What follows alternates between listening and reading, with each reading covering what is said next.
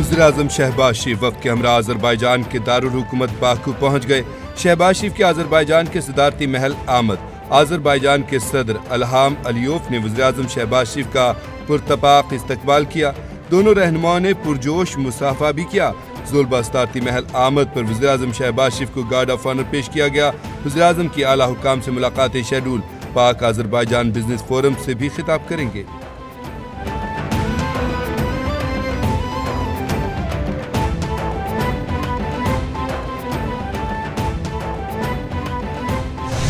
Civilians trial की अपीलों पर दौरान समाअत जस्टिस अजहर रिजवी ने कहा, क्या एक ही दिन में GHQ समेत मुख्तलिफ मकामात पर हमले हुए? साबिक वज़ीर-ए-आज़म ने 9 मई वाक़यात की मज़म्मत की है कि ये गलत हुआ। क्या अदालत में अपने तहरीरी जवाब में मज़म्मत की गई है? वकील बानी PTI उज़ैर भंडारी ने कहा कि बानी PTI ने 9 मई की मज़म्मत अपने तहरीरी मुआरुज़ात में की है। साबिक वज़ीर-ए-आज़म ने कहा कि जो जिम्मेदार हैं उन्हें सज़ा दी जाए।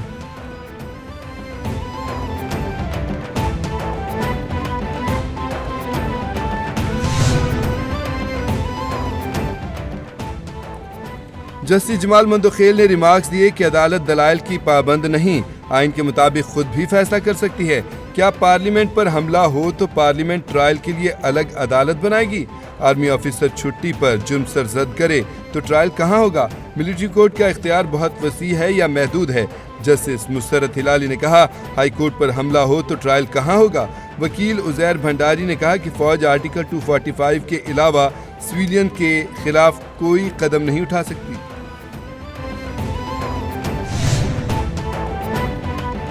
शहरी फैजान उस्मान की फैमिली का नाम एग्जिट कंट्रोल लिस्ट में डालने के खिलाफ केस।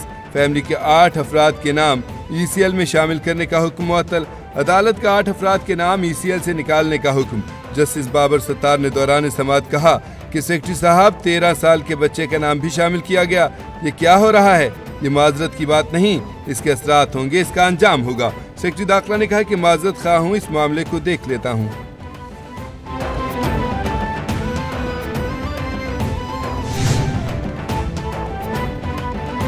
PTI की 22 मार्च को मीनार पाकिस्तान ग्राउंड में जलसे की इजाजत की दरख्वास्त पर समाअत। अदालत ने हाई कोर्ट ऑफिस का एतराज बहाल रखते हुए दरख्वास्त खारिज कर दी। लाहौर हाई कोर्ट के जस्टिस फारूक हैदर ने दरख्वास्त गुजार को मुतलका कमेटी से रुजू करने की हिदायत कर दी। रिमार्क्स दिए कि मुतलका कमेटी फैसला नहीं करती तो आप अदालत से रुजू कर सकते हैं। वकील दरख्वास्त गुजार ने कहा कि हुकूमती मुतलका कमेटी के पास जाना बेसूद है।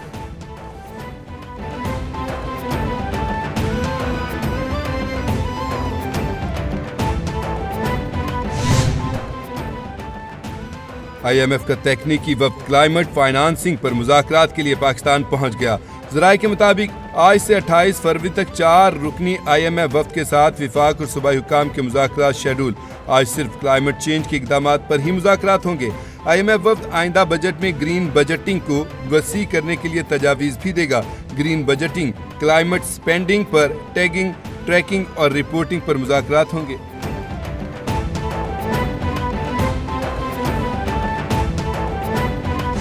The National Tax Council, we will start moving in the right direction in terms of making sure, which I chair as the federal minister, the provincial finance ministers are there, where we will start monitoring in terms of the execution of this as we go forward. इससे भी ज़्यादा जो structural चीज़ हुई है, and there I'm very grateful to the cabinet, where we have taken the tax policy out of FBR. Pakistan banking summit का इनकाद अहमियत का हामिल है। बैंकिंग सेक्टर का कौमी मईशत में अहम किरदार है। बैंकिंग सेक्टर ने टैक्स अदायगी में तेल और गैस के शोबे को भी पीछे छोड़ दिया। मुल्की मईशत बेहतरी की जानिब गामजन है। हुकूमत पायदार मुआशी इस्तेहकाम के लिए बुनियादी इस्लाहात के एजेंडे पर अमल पैरा है।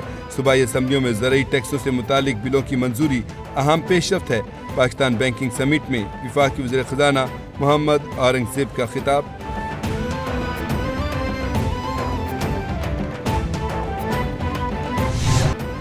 चैंपियंस ट्रॉफी का हाई वोल्टेज टाकरा। भारत ने पाकिस्तान को बआसानी 6 विकेटों से शिकस्त दे दी। भारत ने 342 रन का हदफ 4 विकेटों के नुकसान पर 43वें ओवर में ही हासिल कर लिया। भारत की जानिब से विराट कोहली की शानदार नाकाबिले शिकस्त सेंचुरी, विनिंग शॉट लगाकर भारत को फितह दिलाई। شریاس ایئر کی نصف سینچری 56 رنز کی اننگز کھیلی. شبھمن گل کے 46، کپتان روہت شرما کے 20 رنز. پاکستان کی جانب سے شاہین آفریدی کی 2 وکٹیں.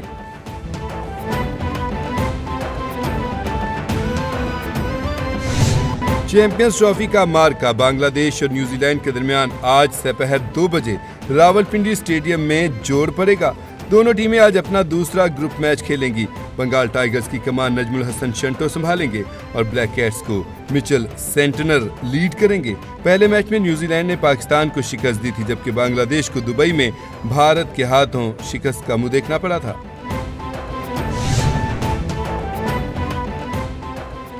کراچی میں نوجوان مصطفیٰ عامر کی نماز جنازہ ڈیفنس کی مسجد میں ادا کر دی گئی. نماز جنازہ میں شہریوں کی بڑی تعداد میں شرکت. مصطفیٰ عامر کو کراچی کے ڈیفنس فیز 8 کے قبرستان میں سپرد خاک کیا گیا. مقتول مصطفیٰ عامر کی 2 روز قبل قبر کشائی کی گئی تھی. قبر کشائی کے بعد لاش کے نمونے حاصل کیے گئے تھے. ذرائع کا کہنا ہے کہ قبر سے لیے گئے لاش کے نمونے مصطفیٰ عامر کے ہی ہیں. فورنزک لیب نے رپورٹ پولیس کے حوالے کر دی.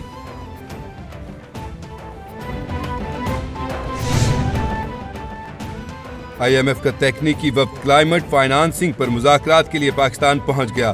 ذرائع کے مطابق آج سے 28 فروری تک 4 رکنی IMF وفد کے ساتھ وفاق اور صوبائی حکام کے مذاکرات شیڈول. آج صرف کلائمیٹ چینج کے اقدامات پر ہی مذاکرات ہوں گے. IMF وفد آئندہ بجٹ میں گرین بجٹنگ کو وسیع کرنے کے لیے تجاویز بھی دے گا. گرین بجٹنگ، کلائمیٹ سپینڈنگ پر ٹیگنگ، ٹریکنگ اور رپورٹنگ پر مذاکرات ہوں گے.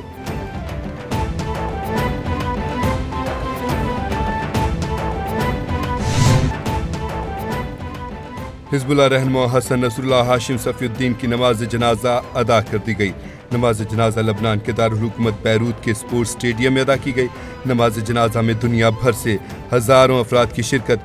65 ممالک کی تقریباً 800 اہم شخصیات نے شرکت کی. حزب اللہ کے سربراہ حسن نصر اللہ کو 27 ستمبر 2024 کو اسرائیلی فوج نے شہید کیا تھا. حسن نصر اللہ کی جگہ ہاشم صفی الدین نے قیادت سنبھالی، جو کہ اگلے ہی ماہ شہید کر دیے گئے.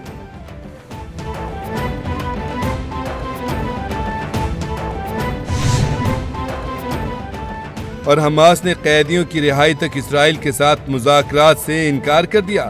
میڈیا کے مطابق اسرائیل کے ساتھ ثالثوں کے ذریعے جنگ بندی کے مزید اقدامات پر مذاکرات اب نہیں ہوں گے. اسرائیل نے فلسطینی قیدیوں کی رہائی ملتوی کر کے غلطی کی. امریکہ اسرائیل پر فلسطینی قیدیوں کی رہائی کے لیے دباؤ ڈالے. ثالثوں کی اس بات کو یقینی بنانا ہوگا کہ دشمن معاہدے کی شرائط پر عمل کرے، جیسا کہ طے شدہ معاہدے میں درج ہے.